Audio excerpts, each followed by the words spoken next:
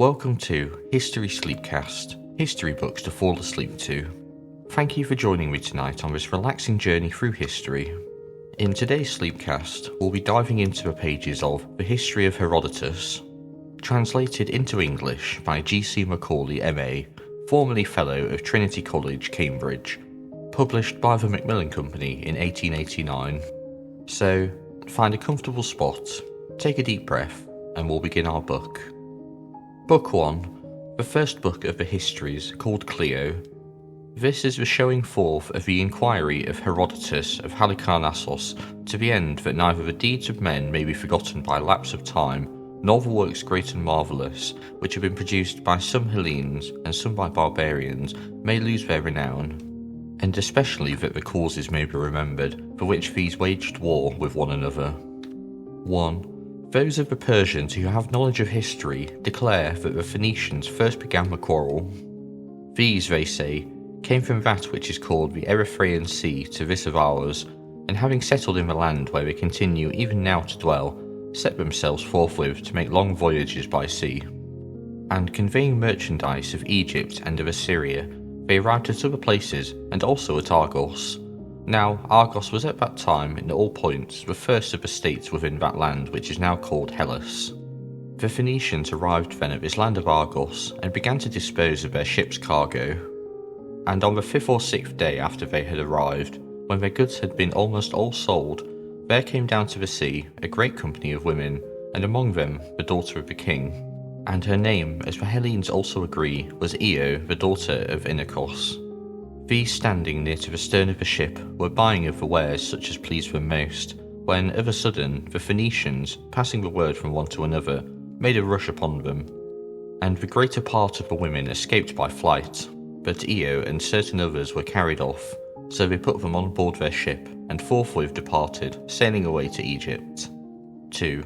In this manner the Persians report that Io came to Egypt, not agreeing therein with the Hellenes, and this they say was the first beginning of wrongs. Then after this they say certain Hellenes, but the name of the people they are not able to report, put into the city of Tyre in Phoenicia, and carried off the king's daughter Europa. These would doubtless be Cretans, and so they were quits for the former injury. After this, however, the Hellenes, they say, were the authors of the second wrong, for they sailed into the Aya of Colchis, and to the river Phasis with a ship of war, and from thence, after they had done the other business for which they came, they carried off the king's daughter Medea. And the king of Colchis sent a herald to the land of Hellas, and demanded satisfaction for the rape, and to have his daughter back, but they answered that, as the barbarians had given them no satisfaction for the rape of Io the Argive, so neither would they give satisfaction to the barbarians for this. 3. In the next generation after this, they say, Alexander, the son of Priam, having heard of these things, decided to get a wife for himself by violence from Hellas, being fully assured that he would not be compelled to give any satisfaction for this wrong, inasmuch as the Hellenes gave none for theirs. So he carried off Helen, and the Hellenes resolved to send messengers first, and to demand her back with satisfaction for the rape. And when they put forth this demand, the others alleged to them the rape of Medea, saying that the Hellenes were now desiring satisfaction to be given to them by others, though they had given none themselves, nor had surrendered the person when demand was made. 4. Up to this point, they say, nothing more had happened than the carrying away of women on both sides. But after this, the Hellenes were very greatly to blame, for they set the first example of war, making an expedition into Asia before the barbarians made any into Europe. Now they say that, in their judgment, though it is an act of wrong to carry away women by force, it is a folly to set one's heart on taking vengeance for their rape, and the wise course is to pay no regard when they have been carried away, for it is evident that they would never be carried away if they were not themselves willing to go. And the Persians say that they, namely the people of Asia, when their women were carried away by force, had made it a matter of no account. But the Hellenes, on account of a woman of Lacedaemon, gathered together a great armament, and then came to Asia, and destroyed the dominion of Priam. And that from this time forward they had always considered the Hellenic race to be their enemy. For Asia and the barbarian races which dwell there the Persians claim as belonging to them, but Europe and the Hellenic race they consider to be parted off from them. 5. The Persians for their part say that things happened thus, and they conclude that the beginning of their quarrel with the Hellenes was on account of the taking of Ilion.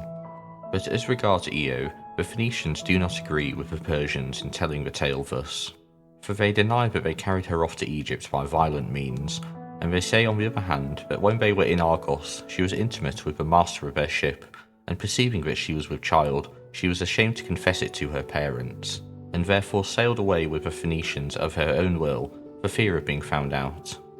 These are the tales told by the Persians and the Phoenicians severally, and concerning these things, I am not going to say that they happened thus or thus, but when I have pointed to the man who first within my own knowledge began to commit wrong against the Hellenes, I shall go forward further with the story, giving an account of the cities of men, small as well as great, for those which in old times were great have for the most part become small, while those that were in my own time great used in former times to be small. So then, since I know that human prosperity never continues steadfast, I shall make mention of both indifferently. 6. Croesus was Lydian by race, the son of Aliates and ruler of the nations which dwell on this side of the river Halys, which river, flowing from the south between the Syrians and the Paphlagonians, runs out towards the north wind into that sea which is called the Euxine. This Croesus, first of all the barbarians of whom we have knowledge, subdued certain of the Hellenes and forced them to pay tribute, while others he gained over and made them his friends. Those whom he subdued were the Ionians, the Aeolians, and the Dorians, who dwell in Asia, and those whom he made his friends were the Lacedaemonians. But before the reign of Croesus, all the Hellenes were free, for the expedition of the Cimmerians, which came upon Ionia before the time of Croesus, was not a conquest of the cities, but a plundering incursion only. 7. Now the supremacy which had belonged to the Heraclidae came to the family of Croesus, called Myrmidai, in the following manner.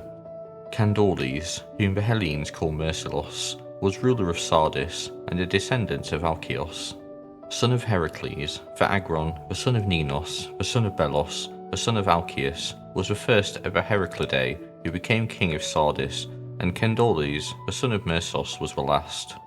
But those who were kings over this land before Agron were descendants of Lydos, the son of Altis, whence this whole nation was called Lydian, having been before called Meonian. From these, the Heraclidae, descended from Heracles and the slave girl of Iadanos, obtained the government, being charged with it by reason of an oracle. And they reigned for 22 generations of men, 505 years, handing on the power from father to son, till the time of Candaules, the son of Mersos. 8. This Candaules, then, of whom I speak, had become passionately in love with his own wife, and having become so, he deemed that his wife was fairer by far than all other women, and thus deeming to Gyges, the son of Dascalos, for he of all his spearmen was the most pleasing to him. To this Gyges, I say, he used to impart as well the more weighty of his affairs, as also the beauty of his wife, praising it above measure. And after no long time, since it was destined that evil should happen to Candaules, he said to Gyges as follows: Gyges, I think that thou dost not believe me when I tell thee of the beauty of my wife, for it happens that men's ears are less apt of belief than their eyes. Contrive therefore means by which thou mayest look upon her naked. But he cried out aloud and said, Master, what word of unwisdom is this which thou dost utter, bidding me to look upon thy mistress naked? When a woman puts off her tunic, she puts off her modesty also. Moreover, of old time those fair sayings have been found out by men, from which we ought to learn wisdom. And of these, one is, that each man should look on his own. But I believe indeed that she is of all women the fairest, and I entreat thee not to ask of me that which is not lawful for me to do. 9. With such words as these he resisted, fearing lest some evil might come to him from this. But the king answered him thus: Be of good courage, Gyges, and have no fear, either of me, that I am saying these words to try thee, or of my wife, lest any harm may happen to thee from her. For I will contrive it so from the first that she will not even perceive that she has been seen by thee. I will place thee in the room where we sleep, behind the open door, and after I have gone in, my wife also will come to lie down. Now there is a seat near the entrance of the room, and upon this she will lay her garments as she takes them off one by one, and so thou wilt be able to gaze upon her at full leisure. And when she goes from the chair to the bed, and thou shalt be behind her back, and let it be thy part to take care that she sees thee not as thou goest through the door. 10. He then, since he might not avoid it, gave consent, and Candales, when he considered that it was time to go to rest, led Gyges to the chamber. And straightway after this the woman also appeared, and Gyges looked upon her after she came in as she laid down her garments, and when she had her back towards him as she went to the bed, then he slipped away from his hiding place and was going forth. And as he went out, the woman caught sight of him, and perceiving that which had been done by her husband, she did not cry out, though struck with shame. But she made as though she had not perceived the matter, meaning to avenge herself upon Candales, for among the Lydians, and also among most other barbarians, it is a shame even for a man to be seen naked.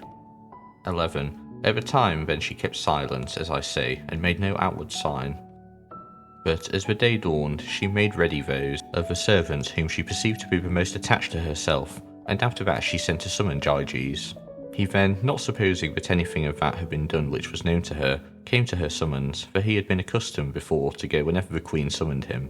And when Gyges was come, the woman said to him these words: There are now 2 ways to open to thee, Gyges, and I give thee the choice which of the 2 thou wilt prefer to take. Either thou must slay Candales, and possess both me and the kingdom of Lydia, or thou must thyself here on the spot be slain, so that thou mayest not in future be obeying Candales in all things, see that which thou shouldest not. Either he must die who formed this design, or thou who hast looked upon me naked and done that which is not accounted lawful. For a time then, Gyges was amazed at these words, and afterwards he began to entreat her that she would not bind him by necessity to make such a choice. Then, however, as he could not prevail with her, but saw that necessity was in truth set before him either to slay his master or be himself slain by others, he made the choice to live himself, and he inquired further as follows: Since thou dost compel me to take my master's life against my own will, let me hear from thee also what is the manner in which we shall lay hands upon him. And she answering said, From that same place shall the attempt be, where he displayed me naked, and we will lay hands upon him as he sleeps. 12. So after they had prepared the plot, when night came on, for Gyges was not let go, nor was there any way of escape for him, but he must either be slain himself or slay Candales. He followed the woman to the bedchamber, and she gave him a dagger, and concealed him behind that very same door. Then afterwards, while Candales was sleeping, Gyges came privily up to him, and slew him, and obtained both his wife and his kingdom. Of him moreover, Archilochos the Parian, who lived about that time, made mention in a trimeter iambic verse. 13. He obtained the kingdom, however, and was strengthened in it by means of the oracle at Delphi. For when the Lydians were angry because of the fate of Candales, and had risen in arms, a treaty was made between the followers of Gyges and the other Lydians to this effect, that if the oracle should give answer that he was to be king of the Lydians, he should be king, and if not, he should give back the power to the sons of Heracles. So the oracle gave answer, and Gyges accordingly became king. Yet the Pythian prophetess said this also, that vengeance for Heraclidae should come upon the descendants of Gyges in the 5th generation. Of this oracle the Lydians and their kings made no account until it was in fact fulfilled. 14. Thus the Hermnidae obtained the government, having driven out from it the Heraclidae, and Gyges, when he became ruler, sent votive offerings to Delphi, not a few, for all of the silver offerings at Delphi. His are more in number than those of any other man, and besides the silver he offered a vast quantity of gold, and especially one offering which is more worthy of mention than the rest, namely 6 golden mixing bowls, which are dedicated there as his gift. Of these the weight is 30 talents, and they stand in the treasury of the Corinthians. Though in truth this treasury does not belong to the state of the Corinthians, but is that of Cypselos, the son of Aetion. This Gyges was the first of the barbarians within our knowledge who dedicated votive offerings at Delphi, except only Midas, the son of Gordius, king of Phrygia, who dedicated for an offering the royal throne on which he sat before all to decide causes. And this throne, a sight worth seeing, stands in the same place with the bowls of Gyges. This gold and silver, which Gyges dedicated, is called Gygean by the people of Delphi, after the name of him who offered it. Now Gyges also, as soon as he became king, led an army against Miletus and Smyrna, and he took the lower town of Colophon. But no other great deed did he do in his reign, which lasted 38 years. Therefore we will pass by him with no more mention than has already been made. 15. And now I will speak of Ardys, the son of Gyges, who became king after Gyges. He took Priene and made an invasion against Miletos. And while he was ruling over Sardis, the Cimmerians, driven from their abodes by the nomad Scythians, came to Asia and took the citadel. 16. Now when Ardys had been king for 49 years, Sadiates his son succeeded to his kingdom and reigned 12 years, and after him Alyattes. This last made war against Cyaxares, the descendants of Diaches, and against the Medes, and he drove the Cimmerians forth out of Asia, and he took Smyrna, which had been founded from the Colophon, and made an invasion against Clozomene. From this he returned not as he desired, but with great loss. During his reign, however, he performed other deeds very worthy of mention, as follows. 17. He made war with those of Miletos, having received this war as an inheritance from his father, for he used to invade their land and besiege Miletos in the following manner. Whenever there were ripe crops upon the land, then he led an army into their confines, making his march to the sound of pipes and harps and flutes, both of male and female tone, and when he came to the Milesian land, he neither pulled down the houses that were in the fields, nor set fire to them, nor tore off their doors, but let them stand as they were. The trees, however, and the crops that were upon the land he destroyed, and then departed by the way he came, for the men of Miletos had command of the sea, so that it was of no use for his army to blockade them. And he abstained from pulling down the houses to the end that the Milesians might have places to dwell in while they sowed and tilled the land, and by the means of their labour he might have somewhat to destroy when he made his invasion. 18. Thus he continued to war with them for 11 years, and in the course of these years the Milesians suffered 2 great defeats, once when they fought a battle in the district of Limenion in their own land, and again in the plain of the Maeander.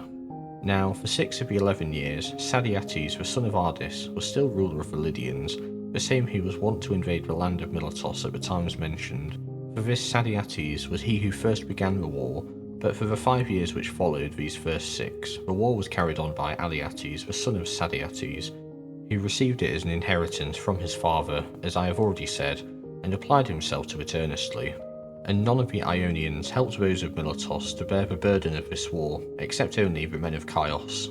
These came to their aid to pay back like with like, for the Milesians had formerly assisted the Chians throughout their war with the people of Erythrae. 19. Then in the 12th year of the war, when standing corn was being burnt by the army of the Lydians, it happened as follows. As soon as the corn was kindled, it was driven by a violent wind, and set fire to the temple of Athene, surnamed Evesessus, and the temple being set on fire was burnt down to the ground. Of this no account was made then, but afterwards, when the army had returned to Sardis, Alyattes fell sick, and as his sickness lasted long, he sent messengers to inquire of the oracle at Delphi, either being advised to do so by someone, or because he himself thought it best to send and inquire of the god concerning his sickness. But when these arrived at Delphi, the Pythian prophetess said that she would give them no answer until they should have built up again the temple of Athene, which they had burnt down at Assos in the land of Miletos. 20. Thus much I know by the report of the people of Delphi, but the Milesians add to this that Periander, the son of Kypselos, being a special guest friend of Phrasbulus, the then despot of Miletos, heard of the oracle which had been given to Alyattes, and sending a messenger told Phrasbulus in order that he might have knowledge of it beforehand, and take such counsel as the case required. This is the story told by the Milesians. We'll finish this reading for now, but we will look to continue with this book in the future. For now, thank you for listening and good night.